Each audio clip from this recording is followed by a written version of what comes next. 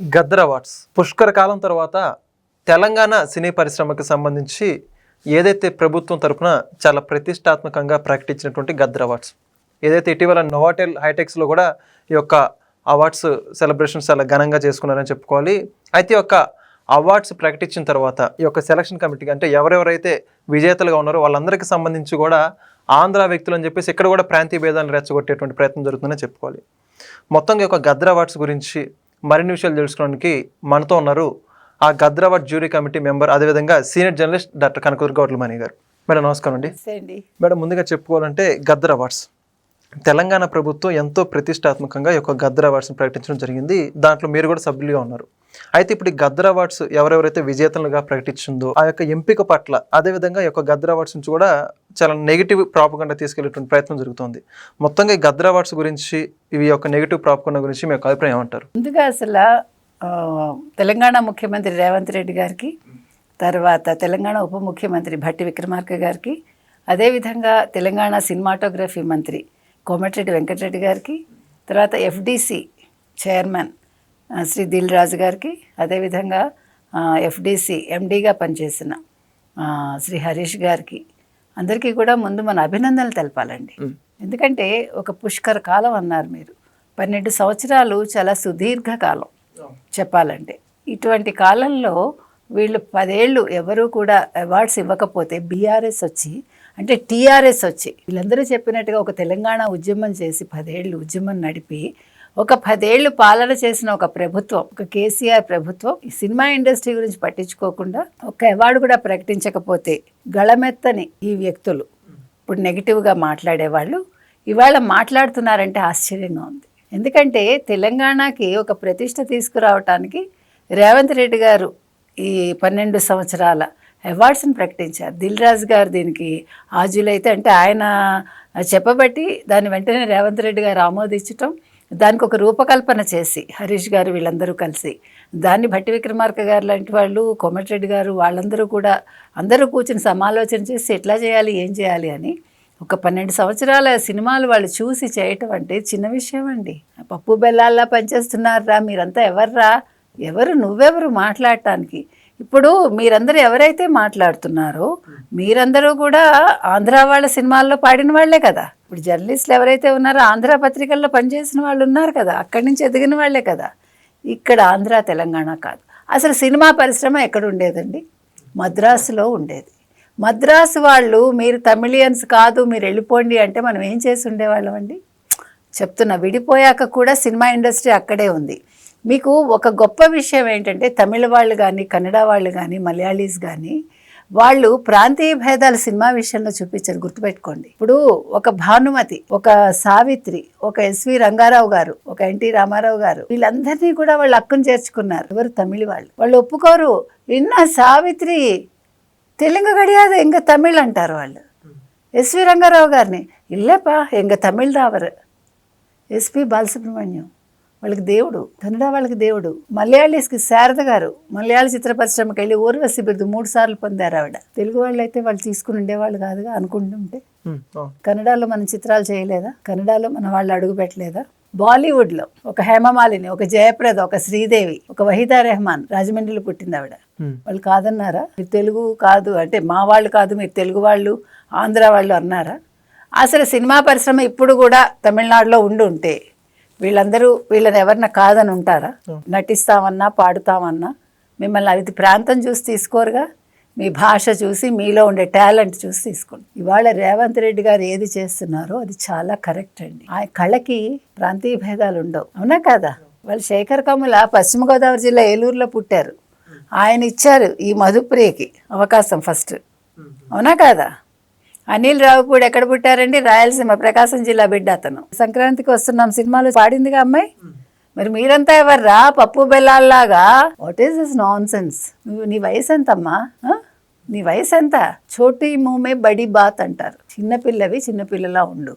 వెనకాల ఎవరన్నా చేయిస్తున్నారా మనకు తెలియదు. అసలు మీరందరూ కూడా కేసీఆర్ని ఎవరు ఎందుకు ప్రశ్నించలేదు? ఎందుకు సినిమా అవార్డ్స్ ఇవ్వట్లేదు, ఎందుకు నంది అవార్డ్స్ ఇవ్వలేదు, పోనీ నంది అవార్డ్స్ కాబట్టి ఆయన కొత్త పేరు పెట్టి ఉండేవాళ్ళు, మనకు తెలియదు. ఎందుకు అడగలేదు మీరు? ఆంధ్రప్రదేశ్ ప్రభుత్వం ఇచ్చింది కదా 3 ఏళ్ళప్పుడు. ఇచ్చినప్పుడు వాళ్ళేం ప్రాంతీయ భేదాలు చూసుకోలేదుగా, ఇప్పటికీ లేదండి. కళకి ప్రాంతీయ భేదం లేదు.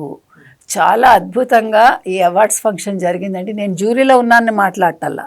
Now I'm talking as an outsider, now I'm talking as an అనలిస్ట్గా మాట్లాడుతున్నాను. ఎందుకంటే ఇవాళ 2 సంవత్సరాలది మురళీమోహన్ గారి కమిటీ 10 సంవత్సరాల సినిమాలు వాళ్ళు చూసి డిసైడ్ చేశారు. మురళీమోహన్ గారు నిన్న ఇవాళ వచ్చిన ఆయన కాదు కదా ఇండస్ట్రీకి. ఆయన కింద ఉమామహేశ్వరరావు గారిని సీనియర్ జర్నలిస్టు.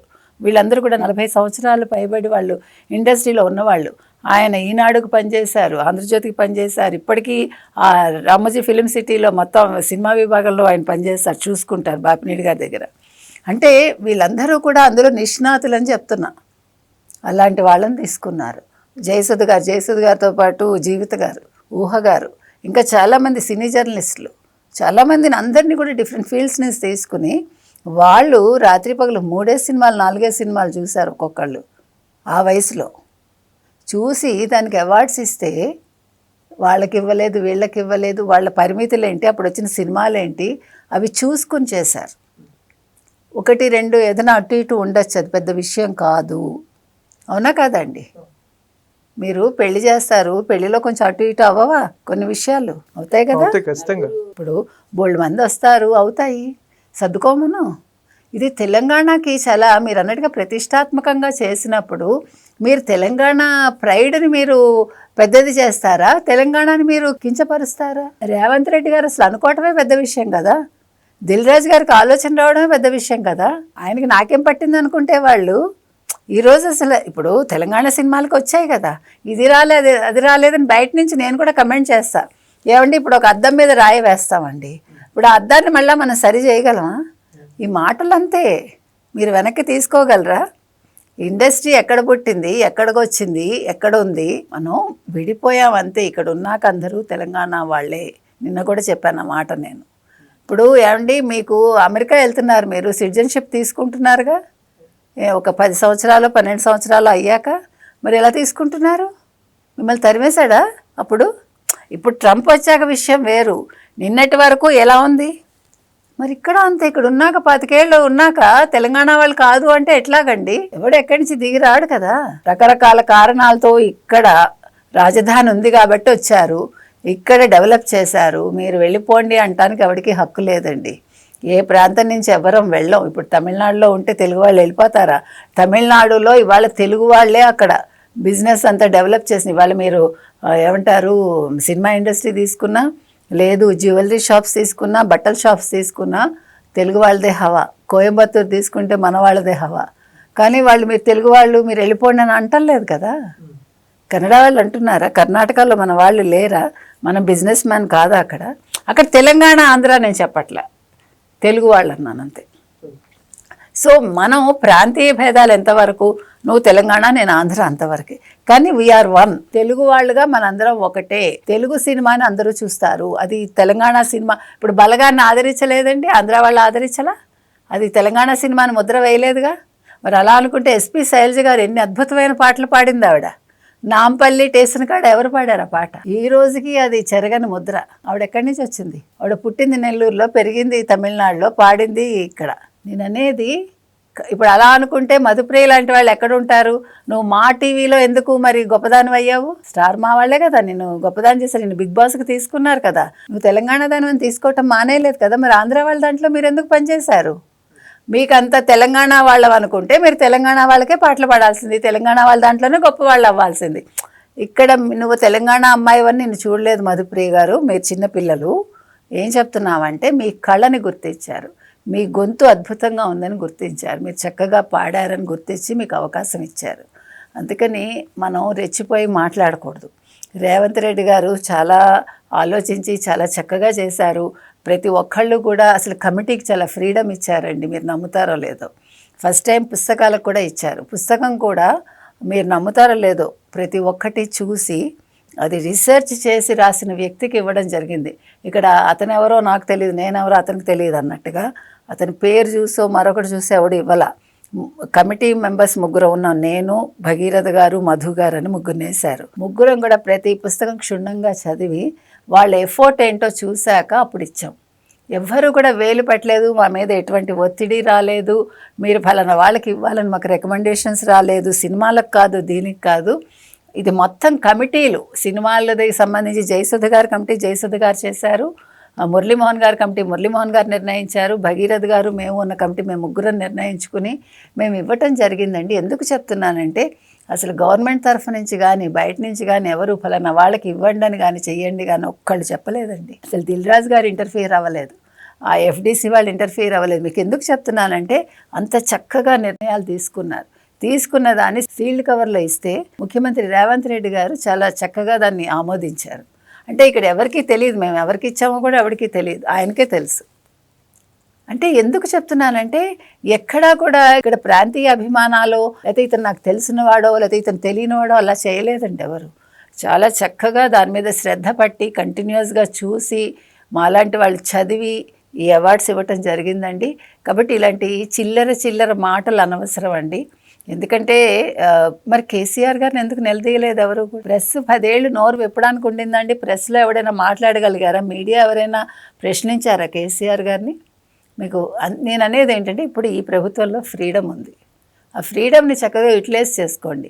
మీకు అవార్డ్స్ తెలంగాణ వాళ్ళకి ఇవ్వలేదు, ఇది సినిమా అవార్డ్స్ ఇచ్చింది, ఇందులో తెలంగాణ కాదు, ఇక్కడ ప్రాంతీయ భేదాలు కాదు, ప్రాంతీయ అభిమానాలు కాదు, ఆ సినిమాని చూసి సినిమాకి తగ్గట్టు ఇవ్వడం జరిగింది. కాబట్టి భరద్వాజ్ గారు కూడా ఏదో మాట్లాడినట్టున్నారు, తమ్మారెడ్డి భరద్వాజ. ఎవరు ఏం మాట్లాడినా ప్రతి దాంట్లోనూ ముందు లోపాలు చూడడం కాదు, మంచి చూడాలి, మంచిని మనం మెచ్చుకోవాలి. ఫస్ట్ దేనిని అప్రిషియేట్ చేసే గుణాన్ని మనం అలవర్చుకోవాలి. తర్వాత తెలంగాణని మనం కించపరుచుకున్నట్టే, తెలంగాణవాదులుగా మనం తెలంగాణని కించపరుచుకున్నట్టు అని నా ఉద్దేశం. ఈ గద్దర్ అవార్డ్స్ ఎలా ఇస్తారు, ఎందుకు ఇవ్వరు? ఇప్పుడు చలం గారు ఉన్నారండి, చలం రైటర్, మీకు తెలుసో లేదో నాకు తెలియదు. చలం అరుణాచలం వెళ్ళి అక్కడ ఆయన చివరికి అక్కడ ముగించాడు ఆయన జీవితాన్ని. మరి ఆ చలం గారు ఎలాంటి పుస్తకాలు రాశారు? అలాగే గద్దర్ మరి రామానుజాచార్యులు గారు మీరు పాడారు కదా, మరి ఎందుకు పాడారు? కాబట్టి గద్దర్ ఎవరికి ఒక వ్యక్తికి సంబంధించిన వారో ఒక దీనికి సంబంధించిన వాళ్ళో కాదు. గద్దర్ని గద్దర్గా చూడండి, ఆయనకు తగ్గట్టుగా ఆయన గౌరవం ఇచ్చి ఇవాళ ఈ అవార్డ్స్ ఇవ్వటం జరిగింది. కాబట్టి గద్దర్ ఎవడివాడు? గద్దర్ మీవాడు కాదు. కవులకి కళాకారులకి కులం మతం ప్రాంతం భేదాలు ఉండవు, వాళ్ళు అందరి వాళ్ళు, నచ్చిన వాళ్ళు తీసుకుంటారు, నచ్చిన వాళ్ళు వదిలేస్తారు. కాబట్టి లేనిపోని రాద్ధాంతాలు సిద్ధాంతాలు చేయడం పద్ధతి కాదండి. ఇంత బాగా జరిగిన ఈ అవార్డ్స్ మీద మనం ప్రపంచానికి మన తెలంగాణని మనం ఒక మంచిగా చూపించాలి తప్ప చిత్రపటంలో మనం ఈ రకంగా మనకి మనమే ఏదో గొంగట్లో తింటూ వెంట్రుకలు ఏరుకున్నట్టు చేసుకోకూడదు, నేను చెప్పేది అది. కాబట్టి అద్భుతంగా మాత్రం చేశారండి, అందరూ కూడా ఎఫర్ట్స్ పెట్టారు. ఇందాక నేను చెప్పినట్టుగా మరోసారి ఈ ప్రభుత్వానికి దిల్ రాజు గారికి అందరికీ కూడా మనం కృతజ్ఞతలు చెప్పాలి. Thank you. Please subscribe to Leo News for more videos.